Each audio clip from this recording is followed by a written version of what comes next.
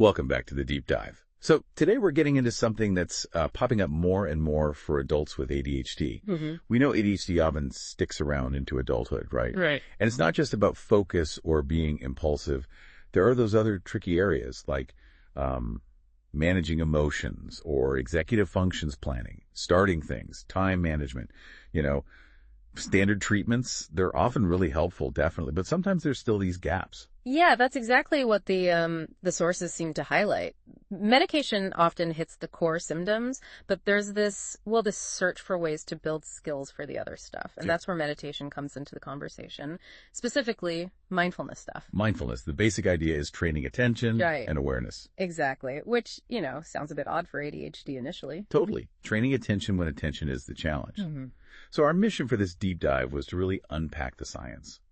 Like, how could meditation actually work for adult ADHD? What's the evidence say?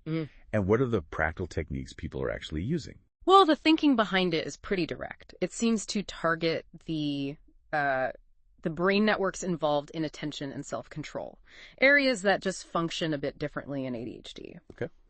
So mindfulness practice is essentially exercise for those attention pathways. You practice keeping your focus. And the sources talk about how it might help quiet down something called the default mode network, the DMN. The DMN, okay. What exactly is that? Can you break that down a little? Yeah, sure. Think of the DMN as your brain's sort of autopilot, or maybe it's internal chatter. It's active when your mind wanders off daydreaming, rehashing the past, worrying about the future, basically anything but the here and now. Oh, okay.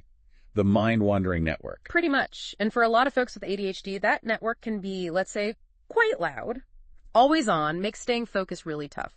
So the idea is meditation might help dial down that DMN activity. Right. So turning down the background noise frees up space to actually focus on what you want to focus on. Exactly that. And at the same time, it looks like it might strengthen the connections to the networks you need for tasks, the ones you use when you're deliberately concentrating. So it's like improving the signal between wanting to focus and actually doing it.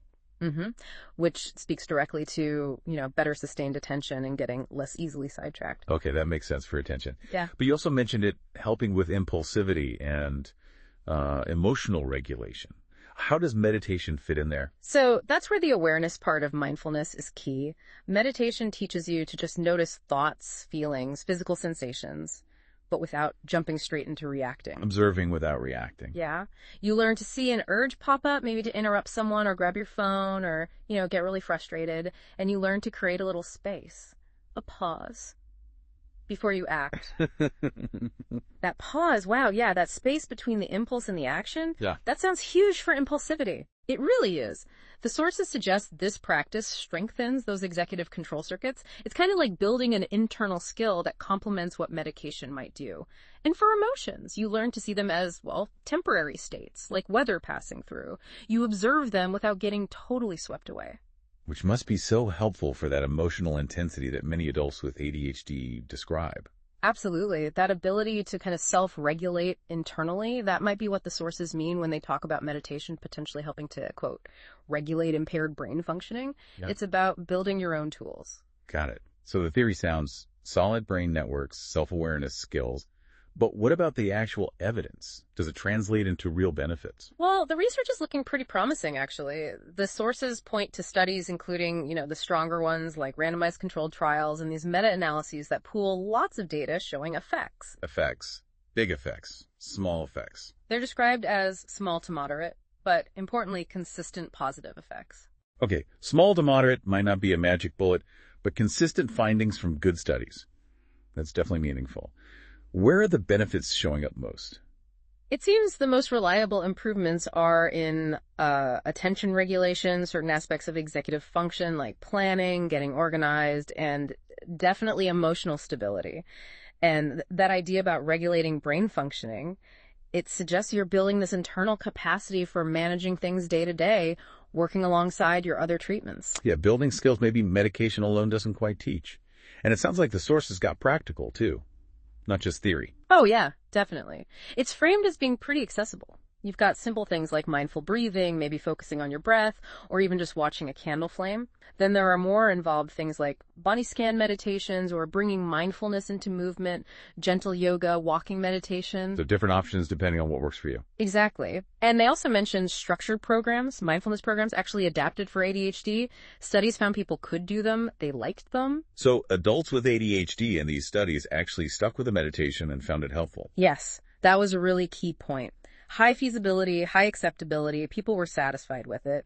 Plus, it's considered safe. Yeah. And the side effects, mostly positive things like less stress, less anxiety, better mood, things like that. That makes sense. So it's not about a massive overhaul overnight, maybe just starting small, a few minutes, but doing it consistently. Precisely. It's a practice, something you build over time, not an instant fix.